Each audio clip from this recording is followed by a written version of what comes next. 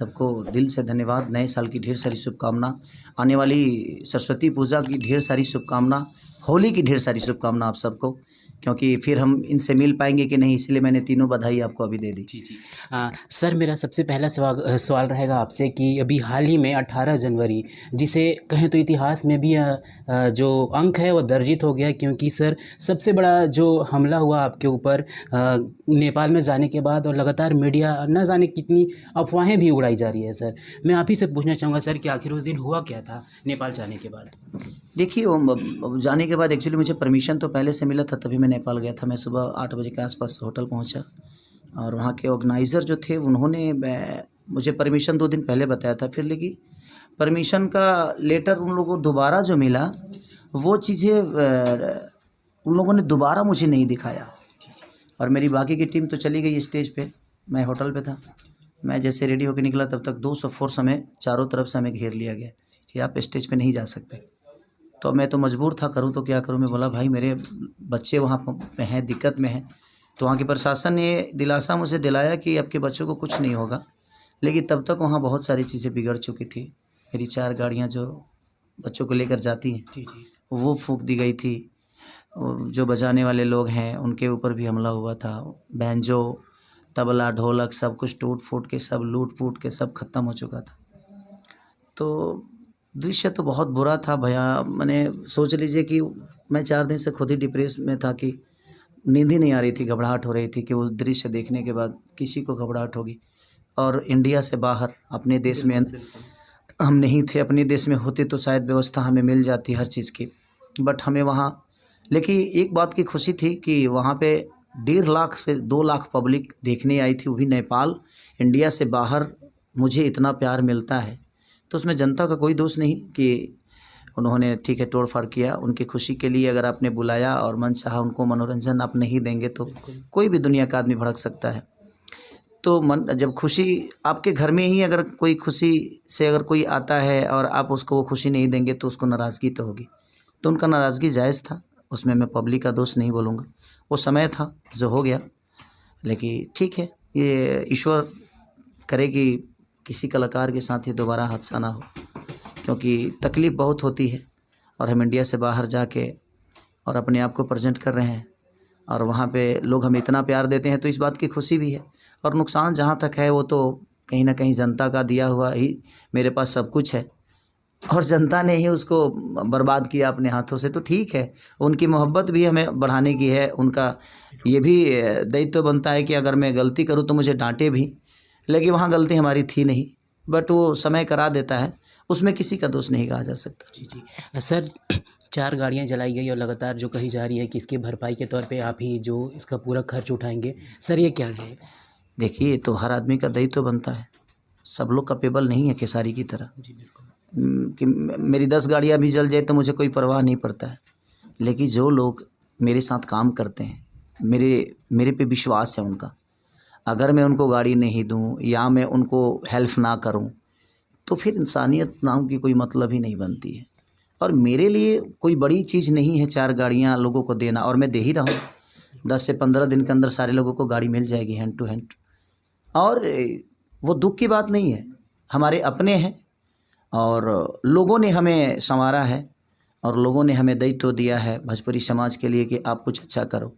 तो इसमें अच्छा भी होता है, बुरा भी होता है और बिल्कुल हमें देना ही है। और वो ना देने वाली कोई सवाल ही पैदा नहीं होती कि हम उनको ना दें, और देना है। 10 से 15 दिन में सारे लोगों को सबकी गाड़ियाँ, जो भी सामान उनका नुकसान हुआ है, चाहे वो करोड़ों का क्यों ना हो, वो सब कुछ मुझे भरपाई करना है अपने लोगों को, और वो मैं करूँगा। जी।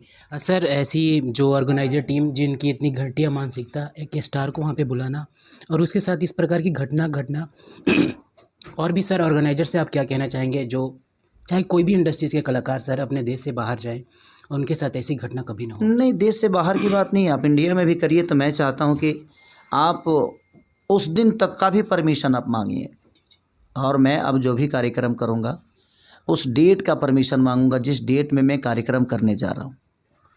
और जब तक डीएसपी, एसपी, कोई भी पदाधिकारी जो परमिशन देते हैं, तो जो भी पदाधिकारी हमारे होंगे जो परमिशन देंगे, उनके मौजूदगी में ही मैं अब कार्यक्रम करूँगा, अदरवाइज़ ऐसे मैं नहीं करूँगा।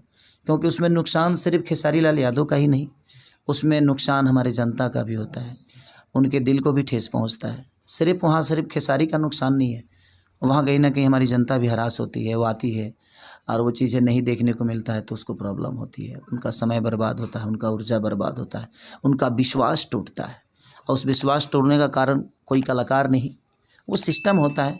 बट ठीक है, तो मैं खुद ही सबसे यही कहूँगा कि जो भी हमारे कलाकार बंधु कहीं भी जाए कार्यक्रम करे तो एक बार परमिशन का, मेरे पास परमिशन होने के बावजूद भी ये सारी चीज़ें हुई, क्योंकि वो कोरोना काल का समय ऐसा चल रहा है कि भाई यहाँ पे तो आपको पॉसिबल है ही नहीं, और वहाँ पे ऑलरेडी उन लोगों को रोक लगी थी, फिर भी उन लोगों ने नहीं माना और हमें उन्होंने आगाज़ नहीं किया और हमें सूचना नहीं दी और ये सारी चीज़ें हो गई।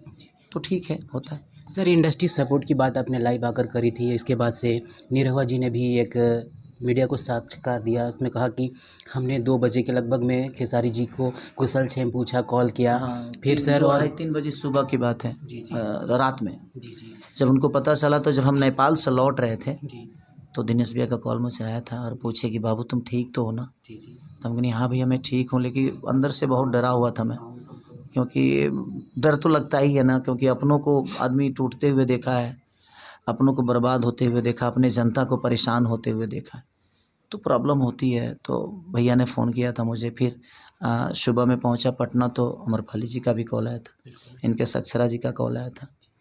तो है 1-2 लोग 3 लोग कॉल किए थे, बाकी लोगों किसी का कॉल मुझे नहीं आया था। 1-2 प्रोड्यूसर डायरेक्टर हैं जो कंपनी मालिक हैं, उन लोगों में नहीं किया था मुझे। तो ठीक है, होता है। अगर इंडस्ट्री का सपोर्ट, देखिए एक बात बताएं आपसे, मुझे प्रोफेशनली तरीके से दुनिया दुश्मन नहीं मानती है, मुझे निजी ज़िंदगी में भी मुझे दुश्मन मानती है। ये लोग पता नहीं अब क्या है, बट मैं अपने जीवन में किसी को दुश्मन बनाता नहीं हूँ। सबके अपने जीने का तरीका है, उनको लगता है कि मैं अगर जब तक इस धरती पे रहूँगा उनका अस्तित्व नहीं बनेगा। तो ये मैं यही कहना चाहता हूँ सबसे कि मेरे से ज़्यादा मेहनत करोगे आप तो शायद आपका अस्तित्व बनेगा। और जीवन में कोई भी आदमी अगर मेहनत ज़्यादा करता है तो वो उसी हिसाब से कमाता है। अगर हम ज़्यादा दौड़ेंगे, ज़्यादा तेज़ दौड़ेंगे, ज़्यादा दौड़ेंगे तो हम शायद आधे घंटे में 5 किलोमीटर पहुँचेंगे। तो आप जब पैदल चल के सोच रहे हो कि आधे घंटे में 5 किलोमीटर पहुँच जाएँ तो शायद संभव नहीं है, आपको तो दौड़ना पड़ेगा। और मैं दौड़ने वाला आदमी हूँ। अगर आपके अंदर वो क्षमता है तो मुझे दौड़ कर मुझे हराइए, वर्क करके हराइए। हरास करके मुझे हराना ठीक है, थोड़ी तकलीफ़ होती है मुझे कि सब लोग मिलके थोड़ा-सा परेशान करते हैं मुझे कि कोई मेरा साथ नहीं देता, चाहे मेरा गाना आता है तो कोई प्रमोशन नहीं करता, तो मुझे ज़रूरत भी नहीं होती है। हमारी टीम इतनी मजबूत है, हमारे लोग इतने मजबूत हैं, हमारी जनता हमें इतना मोहब्बत देती है कि हमें बाकी किसी स्टार की ज़रूरत नहीं पड़ती है। तो अच्छी बात है, वो अगर मुझे सपोर्ट नहीं करते हैं तो मुझे उसे दुःख भी नहीं मानना चाहिए, क्योंकि जब आप बड़े होते हैं तो प्रॉब्लम आपको हर जगह से होती ही है और बचा के खुद को ही चलना पड़ता है, क्योंकि दुनिया आपको नहीं बचाएगी। और जिनको पता है कि भाई जब तक खेसारी लाल यादव ऐसे ही दौड़ता रहा तो शायद हम रेस के घोड़ा नहीं बन पाएंगे। और मैं जब से इस धरती पे आया हूँ तब से मैं दौड़ ही रहा हूँ और मुझे फील्ड नहीं मिली, मैं फील्ड बनाते गया, दौड़ते गया। मेरे पास कोई रस्सी नहीं थी, फिर भी मैं लगाम रखा अपने हाथ में। मेरे पास कोई घोड़ा नहीं था, फिर भी मैं एक रेस का घोड़ा बन गया। क्योंकि मेरे पास घोड़ा नहीं था तो मुझे लगा कि घोड़ा खरीद के तो नहीं बना जा सकता है, खुद ही घोड़ा बन जा बेटा, पूरी दुनिया तुम्हें देखेगी। और मैं घोड़े की तरह हर रेस में दौड़ता हूँ और मुझे मज़ा आता है दौड़ने में। सही बात है सर कि खुद के मुकाम बनाते जाना और अपने लिए कुछ बड़ा करना और लाखों लोग का प्यार मिलना सर बड़ी चीज़ होती है, जिसका क्रेडिट सर आपको जाता है। सर, इतनी बड़ी घटना होने के बाद भी लाखों करोड़ों फैंस लगातार आपको दुआएं देते रहे, प्यार देते रहे, उन फैन के लिए क्या कहना चाहेंगे सर? देखिए, जनता एक पत्थर को भी विश्वास में लेके भगवान बना लेती है। तो हमें उन मुर्दों से कोई सपोर्ट नहीं चाहिए जिनके पास आत्मा ही नहीं है। हमें तो जिंदा लोगों से सपोर्ट मिलता है जो मेरे लिए भगवान है। वो मेरे लिए पत्थर हैं लेकिन मेरे विश्वास हैं। वो मेरे पास नहीं है बट मेरे आत्मा में है। वो मेरे से दूर हैं लेकिन मुझे लगता है कि मैं उनके बहुत करीब हूँ। वो कितना प्यार करते हैं, मैं खेलता हूँ तो उनके गोद में खेलता हूँ, ये महसूस करता हूँ मैं।